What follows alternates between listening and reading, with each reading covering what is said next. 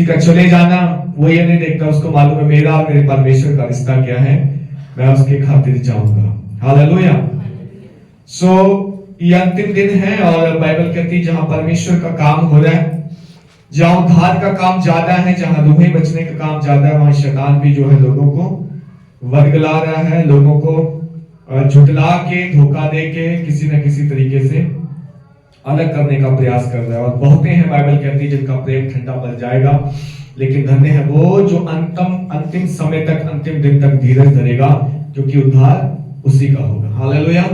सो अंतिम दिन तक धीरज धरने के लिए अपने आप को तैयार करें। ये ना सोचे कि जब तक परमेश्वर चंगाई दिया है तब तक चलेंगे, जब तक नहीं है तो बैठेंगे आराम से, या जब तक सब कुछ अच्छा है तब तक चलेंगे, जब मुश्किल हो जाएगा। अगर हम अभी से मुश्किलों का, जरा सी मुश्किल का सामना करके थक गए तो बाइबल कहती है उन दिनों में क्या होगा, क्योंकि जो आने वाले दिन है वो आसान नहीं है, जो आने वाले दिन है वो और कठिन है और मुश्किलें हैं। शायद आने वाले दिनों में कुछ ऐसा हो जाए कि हमें जो है खाने को ना मिले, हमें पीने को ना मिले, हमें जो है अलग रहना पड़े संसार से, हमें जो है और भी ज्यादा मुश्किलें आ जाएं। तो उन दिनों में क्या करेंगे हम? क्या आराम से गिव अप कर देंगे कि ठीक है जी संसार के साथ ही चलेंगे जहां ये जाना है, हमें प्रभु से नहीं चाहिए, है ना? तो डिसीजन आपने लेना है और अभी लेना है, और एक तरफ होना है, दोनों नाव में पांव नहीं रखना, क्योंकि दोनों नाव में पांव रखने वाला कहीं का नहीं रहता, ना यहाँ का ना वहां का। ना तो परमेश्वर को कंफ्यूज करो ना शैतान को कंफ्यूज करो। क्लियर बोल दो हम तेरे हैं, या तो परमेश्वर को बोल दो तेरे हैं, या शैतान को कह दो कि हम तेरे राज्य में आ गए हैं, तेरे लिए जिएंगे। हालेलुया। सो बाइबल कहती है परमेश्वर प्रेशर नहीं बनाता किसी पे, उसने हमें फ्री विल दी है, फ्री इच्छा दी है। बुरा और भला जो है हमारे सामने है, और हमें चुनाव करना है, हम किसको चुनते हैं, हम किसकी सेवा करेंगे, हम किसके साथ चलेंगे, हमें किसके साथ आगे जाके रहना है, ये फैसला जो है हमें लेना पड़ेगा। हालेलुया। सो परमेश्वर आप सबको बहुत आशीष दे। आइए वचन की ओर बढ़ेंगे। आप मेरे साथ निकालें प्रेरितों के कामों की पुस्तक, उसका पहला अध्याय और उसका 8वां वचन कोई भी जन पढ़े। प्रेरितों की पुस्तक पहला अध्याय और उसका 8वां वचन। परंतु जब पवित्र आत्मा तुम पर आएगा तब तुम सामर्थ पाओगे, और यरूशलेम और सारी यहूदियों और सामरियों में और पृथ्वी की छोर तक मेरे गवाह होगे। बस। हालेलुया। बाइबल कहती परंतु जब पवित्र आत्मा तुम पर आएगा तब तुम सामर्थ पाओगे, और यरूशलेम और सारे यहूदिया और सामरिया में और पृथ्वी की छोर तक तुम मेरे क्या होगे? गवाह होगे। हालेलुया। क्या होगे? गवाह होगे। हमें गवाह होने के लिए प्रभु ने बुलाया है, लेकिन गवाह होने से पहले परमेश्वर ने एक चीज और कही है, जब तुम सामर्थ पाओगे तब तुम मेरे गवाह होगे। हालेलुया। आज हम बात करेंगे सामर्थ पाने की। कौन सी सामर्थ है, क्या सामर्थ है जो प्रभु हमें देना चाहता है, क्योंकि बिना सामर्थ से वो हमें भेजना नहीं चाहता। हम सब जानते हैं ये मलयुद्ध जो है लहू और मांस का नहीं है, ये आत्मिक युद्ध है, ये अंधकार की सेनाओं से है, और इसको लड़ने के लिए हम अपने तरीके से नहीं भेजे जाते, अपनी इच्छा से भेजे नहीं जाते। हम अपने जो दान वरदान है, अपने जो गुण गिफ्ट है, उनसे हम जो है ये काम नहीं कर सकते। परंतु परमेश्वर कहता है जब तुम सामर्थ पाओगे तब तुम जाके जो है सामरिया में, यरूशलेम में और पृथ्वी की छोर तक तब तुम मेरे गवाह बनोगे। हालेलुया। हम सब गवाह होने के लिए बुलाए गए, हमें सामर्थ परमेश्वर ने दी है। जब प्रेरितों को परमेश्वर ने नियुक्त किया, चेलों को तैयार किया, यीशु मसीह जब उठा लिए गए, यीशु मसीह ने जाने से पहले चेलों को कहा कि तुम वेट करना, इंतजार करना, और जब वायदा किया हुआ पवित्र आत्मा तुम पर आएगा, तुम्हें सामर्थ से भरेगा, जब तुम उसको जान लोगे, पहचान लोगे, जब तुम्हें पता होगा कि वो कौन है, क्या कह के क्या, हमें क्या करना है, तब जाकर इन कामों को करना। प्रेरितों की पुस्तक पहला अध्याय में यीशु मसीह बोल के गए हैं कि जब तुम सामर्थ पाओगे, जब सत्य का आत्मा आएगा, जब पवित्र आत्मा तुम पर उतरेगा। लेकिन जब दूसरे अध्याय में आते हैं, दूसरे अध्याय की शुरुआत में वो वायदा जो है पूरा होता है, और बाइबल कहती पवित्र आत्मा उनके ऊपर उतरा। 120 लोग जब इंतजार कर रहे थे, 120 लोग जब वेट कर रहे थे, 120 लोग जब यीशु मसीह के वायदे को जो है वेट कर रहे थे, इंतजार कर रहे थे, तब बाइबल कहती पवित्र आत्मा उन पर उतरा और वो अन्य भाषा बोलने लग गए। हालेलुया। सामर्थ के काम तब से उनके जीवन से होने लग गए और लोग जो है देखकर चकित होते थे कि ये वही लोग हैं जो कल तक आम लोग थे, ये वही लोग हैं जो मछुआरे हैं, जो टैक्स लेने वाले हैं, जो वैध हैं, ये आम लोग हैं, बट आज इनके जरिए से एक्स्ट्रा ऑर्डिनरी काम कैसे हो रहे, ऐसे सामर्थ के काम कैसे हो रहे हैं कि इनकी परछाई पड़ने से जो है दुष्ट आत्मा निकलते, बीमारियां चंगी होते, इनका कपड़ा छूने से लोग जो है चंगे हो जाते हैं। ये कैसे हो रहा है? लोग जो थे बड़े शौक में थे। हालेलुया। बट लोगों को समझ में नहीं आ रहा था कि ये इनके काम नहीं है, ये इनके अंदर से कोई काम कर रहा है, इनको किसी ने सामर्थ से भर दिया है, इनके ऊपर पवित्र आत्मा उतरा है और ये पवित्र आत्मा की सामर्थ के जरिए जो है कामों को कर रहे हैं। हालेलुया। आज आप अपने जीवन में नोटिस करो कि क्या आपने पवित्र आत्मा की सामर्थ पाई है कि नहीं पाई है। पवित्र आत्मा हमें से हर एक को दिया गया, बाइबल कहती, तभी हमने यीशु मसीह को प्रभु करके ग्रहण किया है, बट उसकी सामर्थ से भरना और फिर उसके काम करना ये एक अलग चीज है। हालेलुया। उसके लिए जो है हमें कुछ कुर्बानी देनी पड़ेगी, जैसे हमने बात ही की थी। कुछ मांगता है परमेश्वर, कुछ पाने के लिए, कुछ खोने को परमेश्वर बोलता है, और वो बहुत सारी चीजें हो सकती हैं। कोई भी ऐसी चीज जो मेरे आड़े आती है, जो मुझे रोकती है प्रभु में बढ़ने से, प्रार्थना करने से, जो समय से जाने से, संगति करने से, वचन सुनाने से, दुआ करने से, खुदा के लिए इस्तेमाल होने से जो मुझे चीजें रोकती हैं, उन्हीं चीजों के कारण जो है आज तक हमने वो सामर्थ उससे भरे नहीं है, तभी हमसे काम नहीं हो रहे, तभी हम काम नहीं कर रहे। हालेलुया। समझना पड़ेगा बड़े बारीकी से कि मसीह में तो आ गए, मसीह को तो जान लिया, वेल एंड गुड, अच्छी बात है, बट अब प्रभु के लिए इस्तेमाल कैसे हो, कैसे जाने प्रभु क्या चाहता है, कैसे काम करें जो प्रभु हमसे चाहता है। बाइबल बोलती जब तक तुम सामर्थ ना पाओ तब तक क्या करना, वेट करना, बिना सामर्थ के मत जाना। बिना सामर्थ के जाओगे तो बिना कुछ किए खाली आओगे, शर्मिंदा हो जाओगे।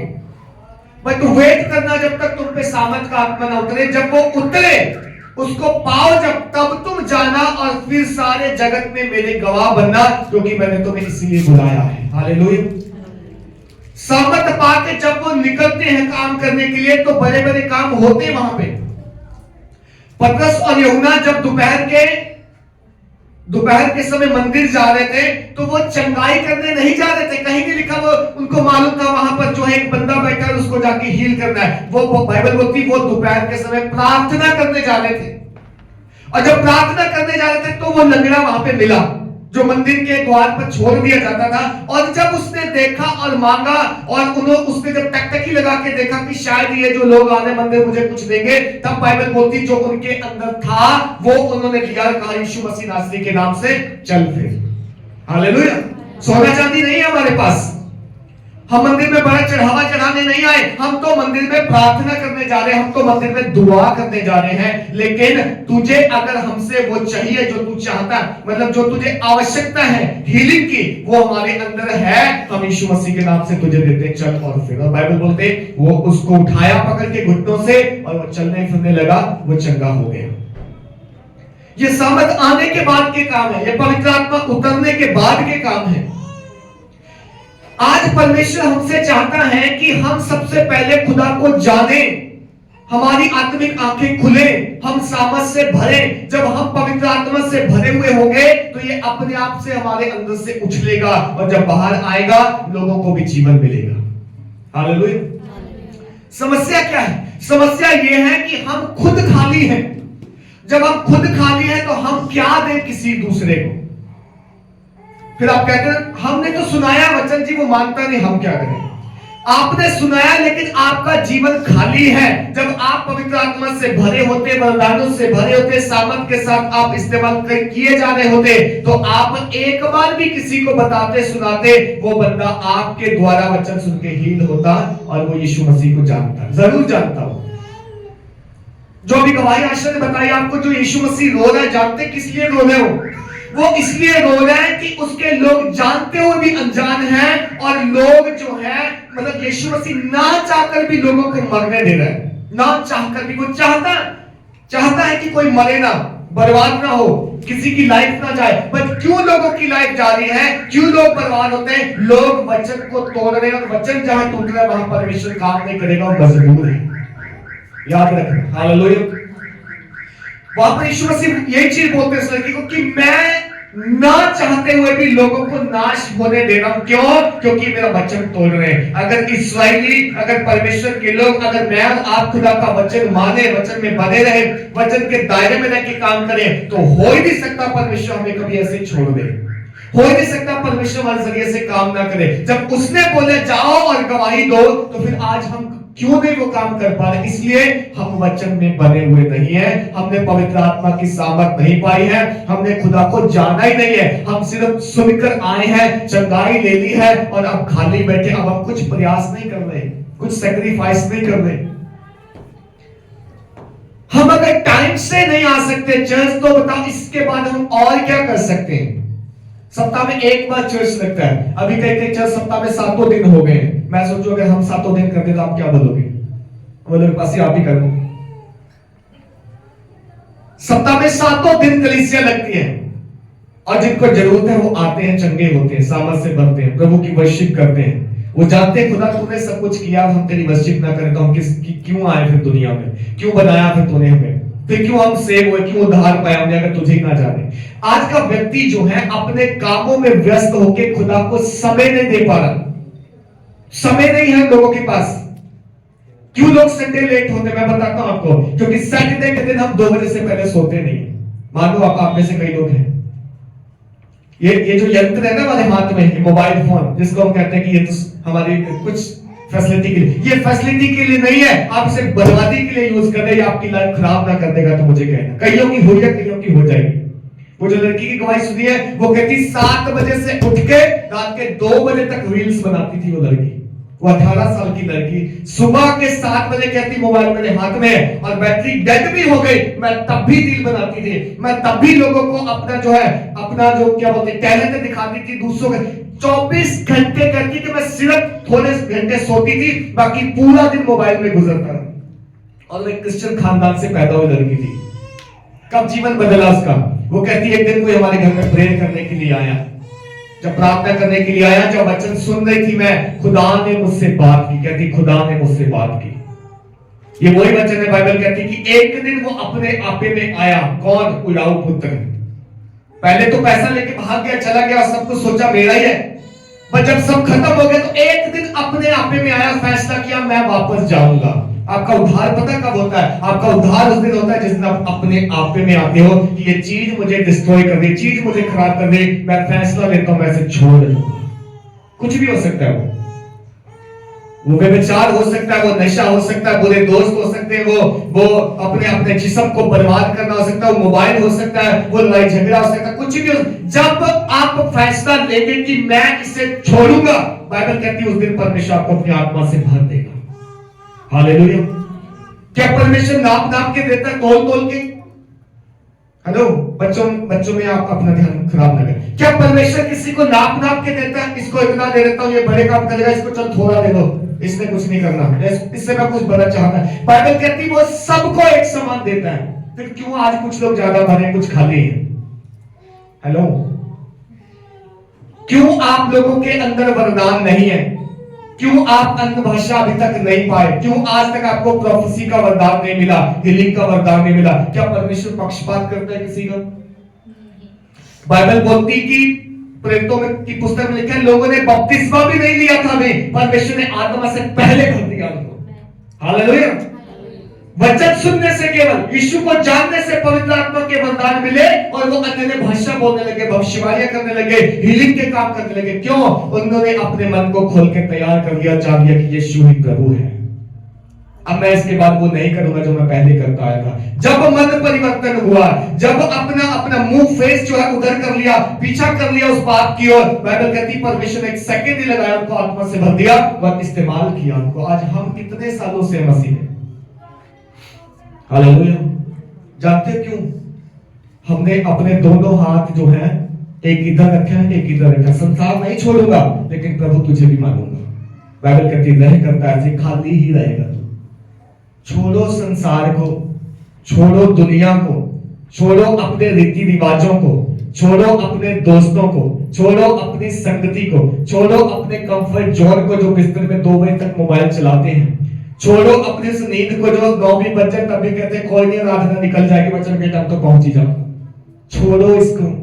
कुछ पाना है तो खो, कुछ खुदा से कुछ पाना है, इस्तेमाल होना है। उस जैसे उसने लिखा तुम सामर्थ पाओगे तब तो मेरे गवाह होगे। अगर ये गवाह बनना चाहते हो तो खुदा के साथ संगति को बढ़ाओ, रिश्ते को बढ़ाओ। मत पूजो रिश्तेदारों को, मत पूजो साथ संबंधियों को, मत पूजो खानदान परिवार के लोगों को जिनके लिए आप सालों से करते आ रहे हो और उन्होंने आज भी आपके मुंह पे बुराई की है। कुछ नहीं देंगे वो आपको, देंगे? बताओ किस रिश्तेदार ने आपको कुछ दिया है? कोई आत्मिक वरदान दिया हो, जीवन दिया हो, चंगाई दी हो, शांति? कुछ नहीं देंगे। आप सालों करते रहो उनकी पूजा, आखिर को बोल तूने बदले ये नहीं किया, तूने जो सूट दिया वो अच्छा नहीं था, तूने जो गिफ्ट दिया वो कौन से इतना महंगा था। यही मिलेगा सुनने को आपको रिश्तेदारों से। और हम उनकी आराधना करते प्रभु को छोड़ के। हम कहते हैं चाहे खुदा को मान ले चाहे रिश्तेदारों को मान ले, बात तो एक ही बराबर है। बताओ कहां से बराबर है? किस रिश्तेदार ने आपके लिए खून बहाया कि आपके पाप धुल सके? हाँ, किस दोस्त ने आपके लिए कुर्बानी दी और आप कहते हैं जी चल चर्च क्या जाना, आज दोस्त के घर पार्टी चल जाते हैं, बर्थडे उसका, रात नहीं रह लेंगे। हालेलुया। आपको समझ में आ रही क्यों नहीं हमें मिला? क्योंकि हमने आज तक सैक्रिफाइस नहीं किया, दिया ही नहीं है प्रभु को अपना जीवन, सौंपा ही नहीं है। हमने दिया है तो अधूरा दिया है, या अधूरे के साथ साथ हम दोनों की सेवा करना चाहते हैं, संसार की भी खुदा की भी। तो बाइबल कहती तुम मेरे चेले नहीं हो सकते। जो हल के पीछे हाथ रख के पीछे देखता है मेरा चेला नहीं है। हल के ऊपर हाथ रख के पीछे मत देख, आगे देख।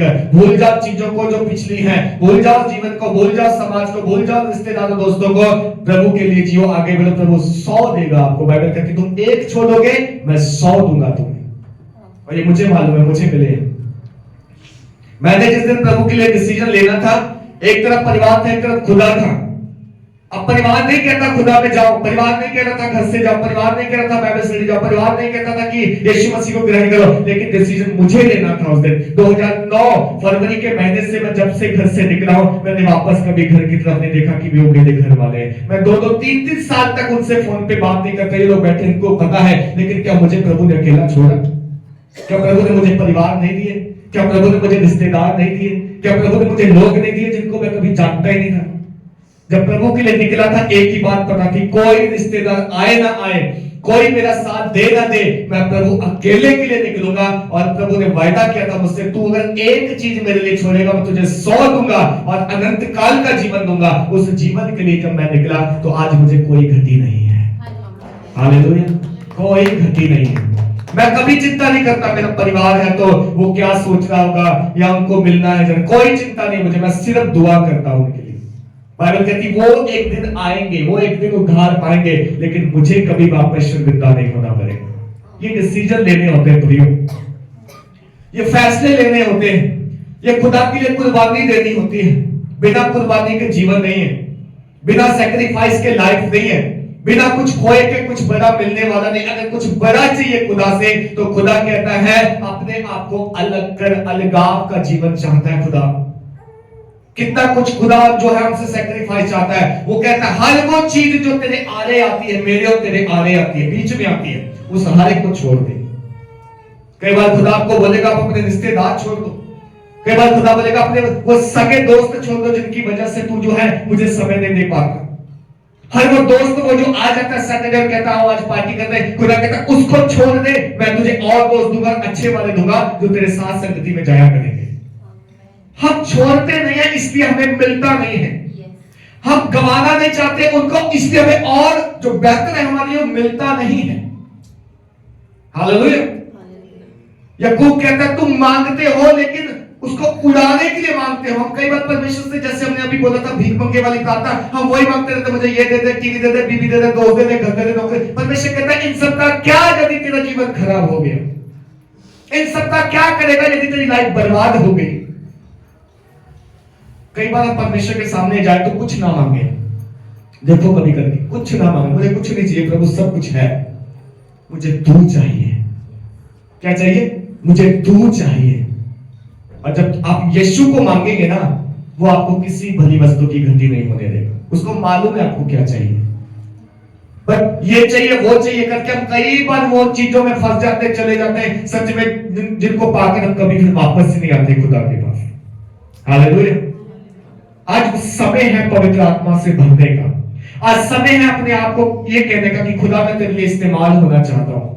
ये समय है पवित्र आत्मा की सामर्थ पाने का, तभी ना जाके यरूशलेम में, यहूदिया में, सामरिया में खुदा के गवाह होंगे, दुनिया की छोर तक गवाह होंगे। जब हम पाएंगे नहीं तो हम अपने घर में भी गवाह नहीं हो सकते। मैं सच कहता हूं आज बहुत सारे मसीह परिवार ऐसे हैं जिनमें एक या दो विश्वासी हैं, बाकी सब दूसरे हैं। क्या परमेश्वर हमसे प्रेम नहीं करता? क्या परमेश्वर उनसे प्रेम नहीं करता जो अभी भी मसीह में नहीं आए? उनसे भी करता और चाहता कि वो भी बच जाएं।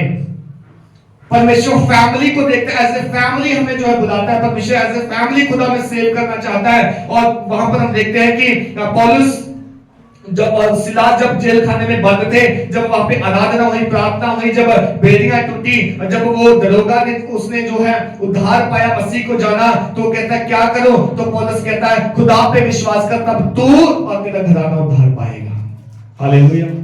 यदि मैं विश्वास करूंगा तो मेरा घराना बचाया जाएगा, यदि मैं बचूंगा तो घराना बचाया जाएगा, यदि मैं आत्मा से भरूंगा, वरदान पाऊंगा, खुदा को अपने आप को दूंगा, अवेलेबल करूंगा, तो खुदा कहता बाकी जिम्मेदारी मैं लेता हूं, ये काम मेरा है करने का। हालेलुया।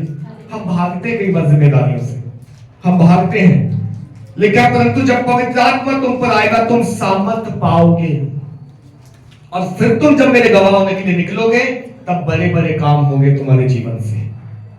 हालेलुया। हमने सामर्थ्य नहीं पाई है अभी तक मेरे प्रियो, हमने समर्पण नहीं किया जीवन, हमारा आधा ध्यान संसार में है, आधा प्रभु में है। तो प्रभु कहता 50-50 वाले मुझे पसंद नहीं है, मुझे तो 100% वाले चाहिए। मैं तो उनको बुलाने आया जो मुझे फॉलो करेंगे, मैं तो उनको बुलाने आया जो मेरा नाम लेके मेरे पीछे हो, लेकर कहेंगे प्रभु सब कुछ तेरा है, जैसा तू चाहे वैसा इस्तेमाल कर। हालेलुया। भजन संहिता 67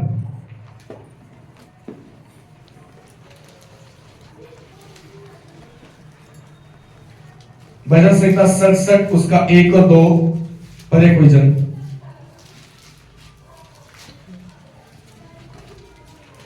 परमेश्वर हम पर अनुग्रह करे हाँ। और हमको आशीष दे। हाँ। वह हम पर अपने मुख का प्रकाश चमकाए। हाँ। जिससे तेरी गति पर पृथ्वी पर और तेरा किया हुआ उद्धार सारी जातियों में जाना जाए। हालेलुया। भजनकार एक दुआ कर रहा है। क्या दुआ कर रहा है? परमेश्वर हम पर अनुग्रह करे, काश परमेश्वर हम पे अनुग्रह करे और क्या करे? और हमको आशीष दे। और कहता है मैं हम पर अपने मुख का प्रकाश चमकाए। हालेलुया। जिसके ऊपर परमेश्वर के मुख का प्रकाश चमक गया वो बंदा फिर अंधकार में नहीं रहेगा, वो बंदा अंधकार में चलेगा ही नहीं। वो बंदा ये नहीं कहेगा संडे में चर्च में और मंडे में कहीं और, वो बंदा हमेशा प्रभु में रहेगा। और क्या कहता है? अपने मुख का प्रकाश चमकाए जिससे तेरी गति पृथ्वी पर, परमेश्वर की गति हमें पृथ्वी पर जानना कि क्या है, कैसे काम करता है वो, उसकी चाल चलन को जानना है, उसकी योजनाओं को जानना है। और कहता है तेरा किया हुआ उद्धार सारी जातियों में जाना जाए। हालेलुया। जब परमेश्वर अपने मुख का प्रकाश देगा ना प्रियो में, तो हमें उसकी गति योजना समझ में आएगी कि एक्चुअली वो चाहता क्या है। हाँ, वो जो 18-20 घंटे रील बनाने वाली लड़की अब 18 घंटे प्रार्थना करती है, क्यों? क्या हो गया उसको? उसने खुदा की गति को जान लिया, उसकी गति है क्या, उसकी योजना है क्या। उसको दिख गया कि मैं जो कर रही हूं मैं मर जाऊंगी, नाश हो जाऊंगी, नरक चली जाऊंगी। इसलिए वो कहती मैंने सब कुछ छोड़ के 18 घंटे 10 घंटे 15 घंटे प्रार्थना करती हूँ। उसके घुटने खराब हो गए, डॉक्टर कहता है उसके घुटने गलने शुरू हो गए अंदर से, बट वो अभी भी बैठती प्रार्थना। क्या हो गया उसको? वो कहती मैंने खुदा की गति को जान लिया, उसके प्रकाश को देख लिया, उसकी आत्मा की सामर्थ से भर गई, उसने खुदा के साथ जो वार्तालाप कर ली और अब सारी चीजें छोड़ दी। उसको पता चल गया ये सब वेस्ट है, बेकार है, ये तो सब शैतान का जाल है और लोग फंसे हुए हैं। असल जीवन ये है कि उसकी सामर्थ से भरो, उसके गवाह बनो। कहता है कि तू अपने मुख का प्रकाश चमकाए जिससे तेरी गति पृथ्वी पर, तेरा किया हुआ उद्धार सारी जातियों में जाना जाए। परमेश्वर अपने उद्धार को हर एक जाति तक लेके जाना चाहता है और उसने हमें गवाह ठहराया, उसने हमें बुलाया, नाम लेके चुना कि तू जाके काम कर जो मैं तुझसे कहता हूं। और सोचो अगर आज कलीसिया उसका काम ना करके अपने ही कामों में व्यस्त है तो क्या यीशु मसीह की आंखों में आंसू ना होंगे? क्या वो रोएगा नहीं? क्या वो ये नहीं सोचेगा कि मैं और क्या करूं, इनके लिए अपना आप तो कुर्बान कर दिया मैंने, अपना आप इनके लिए दे दिया, और ये अभी भी मुझे मानते जानते नहीं है, ये अभी भी मेरे वचनों को फॉलो नहीं करते, ये अभी भी संसार के सुख सुविधाओं में, पैसे में, खाने में, ओढ़ने में, पहनने में लगे, तो क्या यीशु रोएगा नहीं तो और क्या करेगा? मुझे बताइए आप। हालेलुया। वो रोता है, दुखी होता है। बाइबल कहती है पवित्र आत्मा को शोकित मत करो जो तुम्हें दिया गया है। आज कितने लोग पवित्र आत्मा पाकर, खुदा को जानकर स्टिल वही काम करते हैं जिनसे निकाला था खुदा ने। क्या पवित्र आत्मा शोकित नहीं होगा, दुखी नहीं होगा? दुखी होता है। परमेश्वर ने तो पवित्र आत्मा हमें बयाने के रूप में दिया, एक सील लगाई हम पर, ये मेरे लोग हैं, दिया हमें हमारे अंदर रहने के लिए, और हम उसे डेली शोकित करते हैं। बाइबल कहती है उससे भरो और उसके जरिए काम करो, बट हम उसे शोकित कर रहे हैं।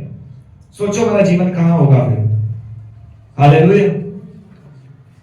यशाया 60, वापस आए यशाया की पुस्तक 60 अध्याय।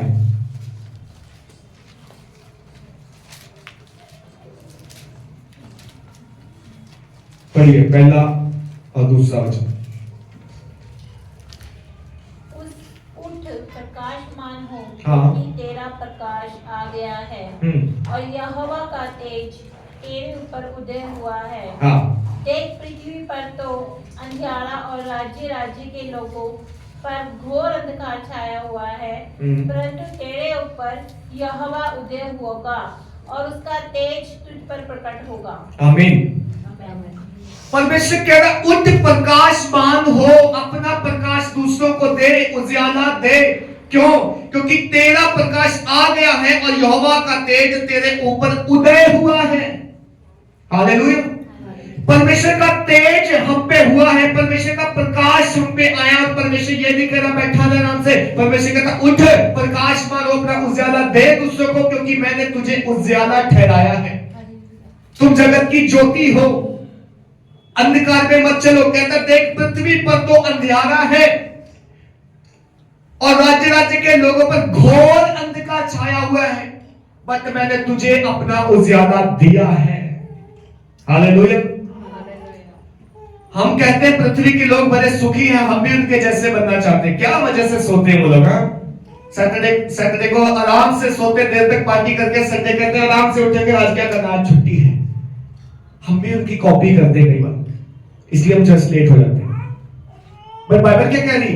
उनके ऊपर तो अंधकार छाया, उनको तो घोर अंधकार ने घेर रखा है, पर तू क्या कर, तू उठ और प्रकाशमान हो, क्योंकि तेरा प्रकाश आ गया है, तुझ पे मैंने ज्योति चमकाई है। तुझे अंधकार नहीं, मैंने ज्योति की संतान ठहराया। और अगर तू ज्योति की संतान होकर ज्योति के फल ना लेके आए तो फिर तेरे लिए कुछ नहीं कर सकता, फिर कुछ नहीं हो सकता तेरे लिए। हालेलुया। कहता राज्य राज्य के लोगों पर घोर अंधकार छाया हुआ है, परंतु तेरे ऊपर यहोवा उदय होगा और उसका तेज तुझ पर प्रकट होगा। जाति जाति तेरे पास प्रकाश के लिए और राजा तेरे आलोहन के प्रताप की ओर आएंगे।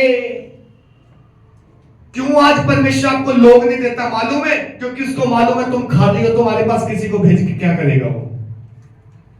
अगर कोई आपके पास आ जाए, प्रभु के बारे में पूछे, चंगाई के बारे में पूछे, जीवन के बारे में पूछे, आप क्या जवाब दोगे अगर आपके पास नहीं है तो? हाँ? अगर आप प्रभु की वर्शिप आराधना नहीं करते, आपके घर में प्रेयर नहीं होती, कोई पड़ोसी कैसे करके आके कहेगा मेरे लिए दुआ कर दो? आपके घर तो वही गाने चलते जो दूसरों का घर गाने चलते। आपके घर पर टीवी में सीरियल वही चलते जो दूसरे देखते। तो दूसरा पड़ोसी आके आपसे क्या पूछेगा कि भाई प्रेयर का मतलब क्या होता है, वचन का क्या मतलब होता है? प्रभु कहता है सेपरेट रहो, इस संसार से मैंने अलग किया, अलग रहो, मैंने अलग किया है। मैंने ज्योति चमकाई है, अंधकार में दोबारा मत जाओ। तुम्हारा प्रकाश चमकना चाहिए, तुम्हारे नूर, तुम्हारे फेस से नूर चमकना चाहिए। और नूर चमकने की बजाय कई बार तो हम तो डल नजर आते हैं। डल समझते ना, मुरझाया चेहरा, ऐसे जैसे कोई खुशी नहीं है, ऐसे जैसे मान लो मैं जानता ही नहीं हूं कुछ। कैसे नूर चमकेगा जब हम प्रभु की उपस्थिति को खोजते नहीं है, बैठते नहीं है? कैसे जो है ये सारी चीजें होंगी जब हम खुदा को जानते ही नहीं है? हाँ, खुदा को जानना, उसमें बढ़ना, संगति में रहना, ये सब तो प्रार्थना और वचन के उससे होता है ना, जो हम रोज करते हैं।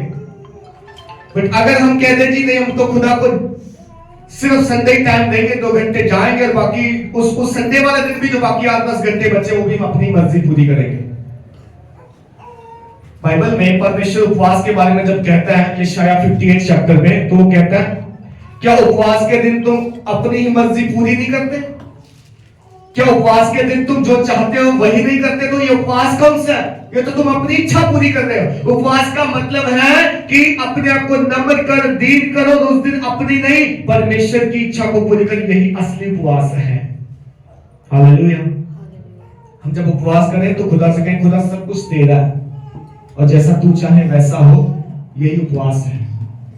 उपवास सिर्फ खाना छोड़ना नहीं है कि खाना छोड़ दिया जी, आज कुछ मत बनाओ, पेट को दुख दो, थोड़ा सा पेट से गुटर गुटर हो, आवाज आए, फिर अगले दिन हम खा लें, हम कहें मैंने कल उपवास रखा था। उपवास जब रखा है तो अपनी सोचों को बदलना है, अपने मन को बदलना है, अपने ख्यालात को बदलना है, खुदा के सामने दीन और नम्र होना है। तो खुदा कहता है मैं तुझे शिरोमणि बनाऊंगा। हालेलुया। कहता है प्रकाशमान हो, तेरा प्रकाश आ गया है। हम ज्योति को छोड़ के जब ज्योति से अलग हटेंगे, अलग जाएंगे, तो फिर हमें कुछ नहीं लाभ होने वाला, कुछ नहीं मिलने वाला। पर प्रभु कहता है ज्योति में बने रहो, संसार के सदृश मत बनो, बल्कि मन के नए हो जाने से चाल चलन नया करो तो मैं तुम्हें बढ़ाऊंगा। हालेलुया। उत्पत्ति की पुस्तक 34 अध्याय को जब हम पढ़ते हैं, ना निकाले, हम जल्दी जल्दी जाएंगे। बाइबल कहती कि याकूब के 12 बेटे थे और एक उसकी बेटी थी। मालूम किसी को क्या नाम था उसका? दीना। याकूब की एक इकलौती बेटी थी, उसका नाम था दीना। बाइबल कहती जब याकूब आया अपने मामा के घर से, लाबान के घर से, और वो टेंट में रहा करते थे, कभी यहां टेंट लगा, कभी वहां टेंट लगा, अलग अलग देशों से होके जाते थे। वो डरता था अपने भाई से कि मेरा भाई कहीं मुझे मारे ना, क्योंकि उसको ठग के उसके साथ जो धोखाधड़ी करके गया था मामा के घर, वहां जाके शादी कर ली, बच्चे पैदा कर लिए, सब कुछ हो गया, बड़ा हो गया, परमेश्वर ने धन संपत्ति बहुत दिया। अब याकूब जो वापस आ रहा है भाई के साथ। उसकी एक बेटी थी। बाइबल कहती एक दिन उसकी बेटी अपनी सहेलियों के घर चली गई। और सहेलियां कौन थी? सहेलियां अन्य जाति, प्रभु को नहीं जानने वाली। बाइबल कहती वहां के राजा के बेटे ने उसको देखा सुंदर है और उसके साथ कुकर्म किया, रेप कर दिया उसका, दीना का, याकूब की बेटी का। और जब उसके भाइयों को पता चला, उसके भाइयों ने पहले उसके रिश्ते की बात कर ली कि चल अब तेरी शादी करा देते इससे। वो खुद ही शादी का प्रपोज लेके आ गए, जैसे आज भी होते हैं कि मेरी अब शादी कर दो इससे। शादी करवा दी उन्होंने, प्लान बना लिया चलो शादी कर देते, बाद में देखेंगे। शादी कर दी। इसके 2 भाई दीना के, याकूब के 2 बेटे रात को उठ के गए और उस बंदे का, उस नगर का, राजा का जो है नगर जो है आग लगा के जला दिया, भस्म कर दिया, खत्म कर दिया। गुस्से के मारे तुमने मेरी बहन को भ्रष्ट क्यों किया? पर मालूम है बहन भ्रष्ट क्यों हुई? बहन भ्रष्ट इसलिए हुई, परमेश्वर की हजूरी छोड़ के कहां गई थी? अन्य जातियों के बीच में गई थी। क्या जवान बच्चों के साथ ऐसा नहीं होता? आज जब बिना माँ बाप को बताए दूसरों के घर में रहते हैं, हाँ, हॉस्टल्स में रहते हैं, कॉलेजेस में रहते हैं, दोस्तों के साथ खाते पीते नाचते गाते और प्रभु को जानते ही नहीं। ऐसा शो करते हैं हम प्रभु को जानते नहीं। ज्योति की संतान हो लेकिन अंधकार में जाना पसंद है, तो क्या होगा? कुकर्म होगा, शैतान काम करेगा, फैमिलियां, घर बर्बाद होंगे। बाइबल कहती उसके बाद जब याकूब के बेटों ने उनका नगर जला दिया तो उनके बीच में एक दुश्मनी हो गई। याकूब कहता है मैं तो तुम्हें यहां रहने के लिए लेके आया था, तुमने ये क्या कर दिया? मेरे शत्रुओं के सामने तुमने एक लड़ाई बोल ले ली और अब हम यहां रह नहीं पाएंगे, वो हम पे रोज चढ़ाई करेंगे, हमें रोज मारे करेंगे। पर गलती किसकी थी? गलती दीना की थी, क्योंकि घर को छोड़कर अन्य जाति सहेलियों के साथ गई थी। बाइबल कहती जब तू वचन तोड़ के बाहर जाएगा, शैतान तुझे पकड़ेगा, सांप तुझे डसेगा, और जब तू मेरा 12 तोड़ के बाहर जाएगा, मैं कोई सुरक्षा नहीं दूंगा तुझे। मेरी जिम्मेदारी नहीं है 12 तोड़ के बाहर जाने के बाद की, मेरी जिम्मेदारी दायरे के अंदर रहने के दिनों की है। वचन टूटता है, शैतान काम करता है। वचन टूटता है, विपत्ति आती है। वचन टूटता है, अंधकार प्रबल होता है। बट बाइबल कहती है वचन में बने रहो, मैं तुम्हें शिरोमणि बनाऊंगा। वचन को स्थिर रखो, वचन में खुद बने रहो, ज्योति की संतानो, ज्योति के समान चमको, ज्योति में चलो तो मैं तुम्हें आशीष दूंगा। हालेलुया। आज 12 कहां टूटता है हमारे घर में, परिवार में, जब कोई बाहर जाता है बाहर से। आज क्यों लोग आत्मा से भर के संगति नहीं, प्रार्थना में नहीं, क्यों सामर्थ के साथ काम नहीं हो रहे? क्योंकि हमने वचन को तोड़ा। वचन कहता है तू ये कर, हम नहीं करते। वचन कहता है जब जब बुरे दिलों को आते देखे और संगति किया कर, प्रार्थना में रहकर। हम कहते हैं नहीं नहीं, ये तो खाने पीने के दिन, रिश्तेदारों को बुलाओ, खुद भी जाओ, इनवाइट करो, अच्छी चीजें बनाओ, ये खाने पीने के दिन खाओ पियो, कल तो मर जाना है। तो बाइबल कहती है तुम वचन तोड़ रहे हो। हालेलुया। खाना पीना बुरा नहीं है, खाओ पियो। बाइबल कहती पेट खाने के लिए, खाना पेट के लिए, दोनों नष्ट होंगे, जब तक हो तुम खाओ। बट याद रखो परमेश्वर ने हमें ज्योति की संतान ठहराया। याद रखो उसने हमें ज्योति कहा है, उसने कहा कुछ प्रकाशवान हो, प्रकाश के काम कर, ज्योति के काम कर, गवाही दे, सामर्थ पा, यरूशलेम में, यहूदिया में, सामरिया में और जगत के छोर तक मेरे गवाह बन, क्योंकि मैंने तुम्हें सामर्थ का आत्मा दिया, भय का आत्मा नहीं दिया। आज भय की आत्मा में लोग, कल क्या होगा, परसों क्या होगा, कर्जा कैसे उतरेगा, बीमारी कैसे चंगी होगी, बच्चों की फीस कहां से बनेगी, कहां से सारा भय आया? ये संसार से और शरीर से आया। जो बंदा विश्वास और प्रार्थना की संगति में रहता है वो ऐसी बातों की चिंता नहीं करता। Hallelujah, hallelujah. समझ में आ रहा आपको? बाइबल कहती जब पवित्र आत्मा तुम पे उतरेगा तुम सामर्थ पाओगे। परमेश्वर ने अपना आत्मा तो दे दिया परमानेंट हमें, लेकिन हम भरे नहीं है इससे, हम खाली हैं, खाली बर्तन के समान। हाँ, हम अपनी जुबान को कैसे इस्तेमाल करते हैं, काम कैसे, हमारे स्वभाव कैसा, चाल चलन कैसा, इससे साबित होता है हम कैसे हैं। लेकिन बाइबल कहती है कि अंतिम दिनों को जब जब तुम देखो सामर्थ में भरते चले जाओ। दूसरा कुरिन्थियों, एक और वचन पढ़ के फिर हम प्रार्थना करेंगे। दूसरा कुरिन्थियों उसका 12 अध्याय,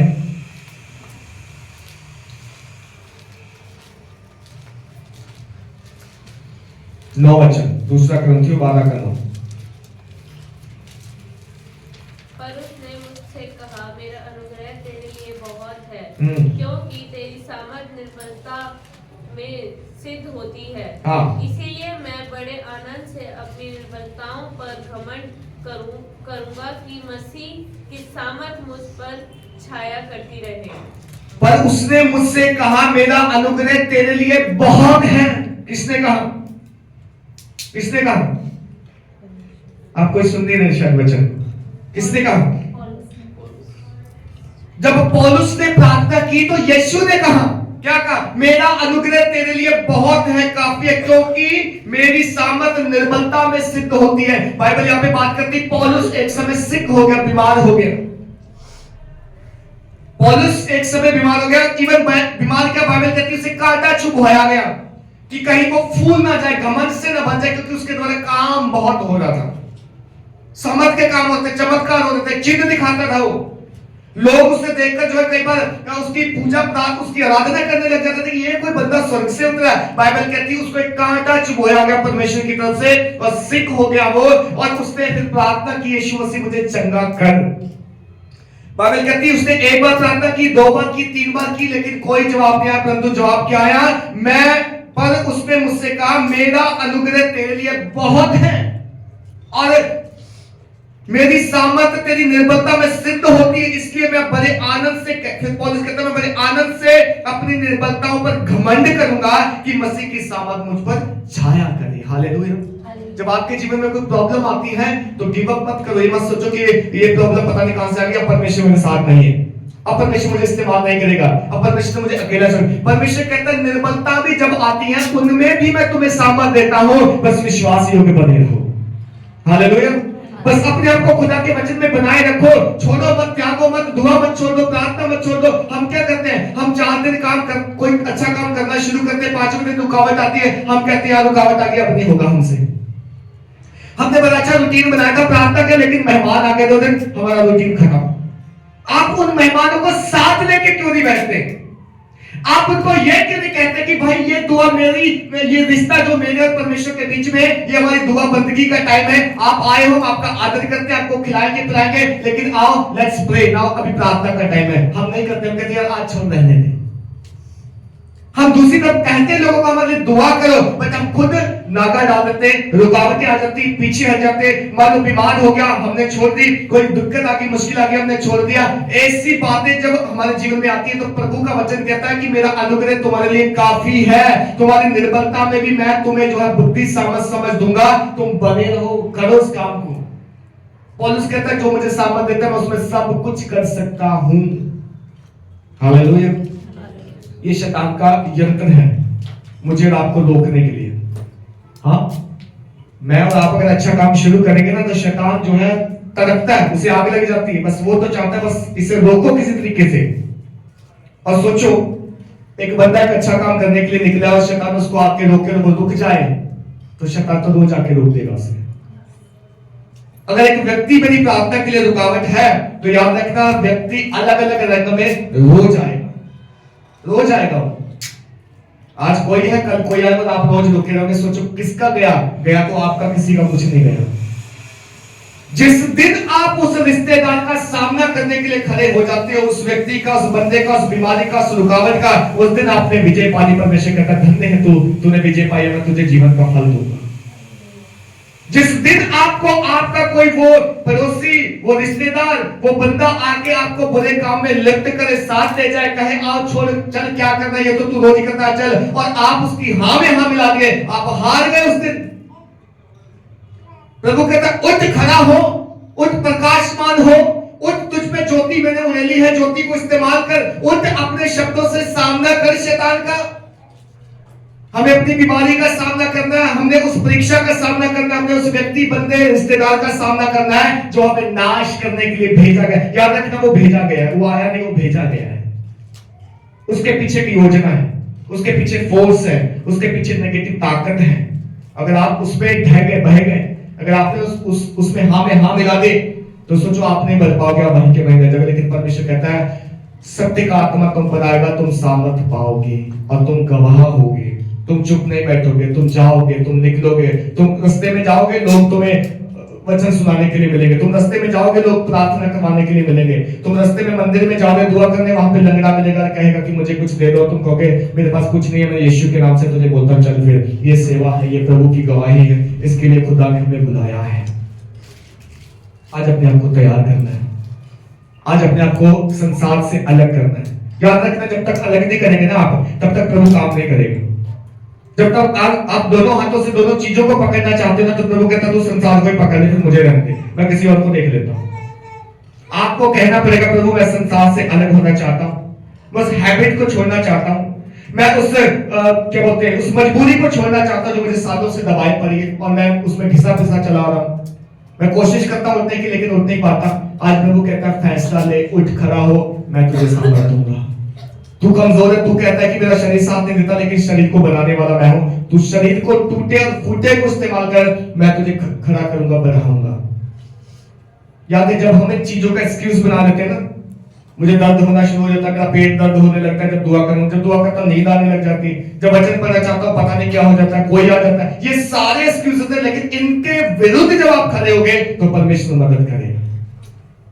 मैं आपको बताता हूं अपनी बात। मुझे पहले डस्ट से एलर्जी थी, ज्यादा देर पहले, 2-3 साल पहले की बात है। डस्ट से बड़ी एलर्जी थी, जैसे कोई धूल की चीज से मैं निकला या धूल उड़ी तुरंत मुझे छींके आना, नाक बहना, आंखें लाल हो जाना, सब थी।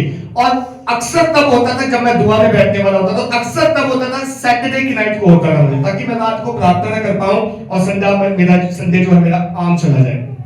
पर मैंने पता क्या किया, मैंने उन चीजों में भी बैठा प्रार्थना में। मैंने कहा आंसू बहते हैं बहने दो, चीखे आती है आने दो, रुमाल रख लूंगा, लेकिन दुआ करूंगा तब भी। पूरे 2 साल हो गए जब से खासकर इस घर में आया, तब से हुआ नहीं, कभी नहीं हुआ, कुछ नहीं होता मुझे, कोई डस्ट से एलर्जी नहीं है। मैं खुद कई बार यहाँ पे झाड़ू लगता है, मैं यहाँ खड़ा होता हूँ, मुझे कोई एलर्जी नहीं है। सामना करना पड़ेगा, इनके ऊपर विजय पानी पड़ेगी। अगर इनसे आप समझौता कर लोगे तो ये लाइफ टाइम बन जाएगा, आप कभी सक्सेस नहीं हो पाओगे। ये लाइफ टाइम का स्टाइल बन जाएगा, आपको चीजें आएंगी, रुकावटें आएंगी, दूर कर देंगे, आप कहेंगे हमसे होता नहीं है। होता है, सब कुछ करता है और वो करता है, हम नहीं करते। आपको खड़े रहना है, अड़े रहना है, बने रहना है, इन दिनों सामर्थ से भरना है, इन दिनों पवित्र आत्मा के नजदीक आना है। मांगे खुदा से वरदान मांगे, अन्य भाषा मांगे, प्रार्थना का वरदान मांगे, वचन पढ़ने का वरदान, अच्छी संगति मांगे और खासकर उन लोगों के लिए दुआ करें जो आपको रोकते हैं उनको निकालो दुआ करके। अगर आप नहीं निकाल पाते तो केवल आपने कहा क्या कहूं, मेरे घर आके बैठ जाता है। मेरा जब 5 बजे का दुआ करने का टाइम है, पड़ोस में आके बैठ जाती है। आप उसे कह नहीं पा रहे डायरेक्ट, लेकिन प्रार्थना करो उसके लिए, वो जाएगी, उसको ले जाएगा खुदा, वहां से अलग कर देगा आपके जीवन से। लेकिन आपका विश्वास होना चाहिए, आपको होना चाहिए कि हाँ मैंने इस पे विजय पानी है।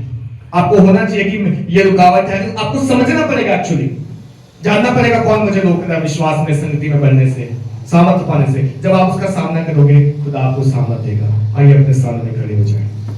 थैंक यू जीसस, धन्यवाद यीशु मसीह।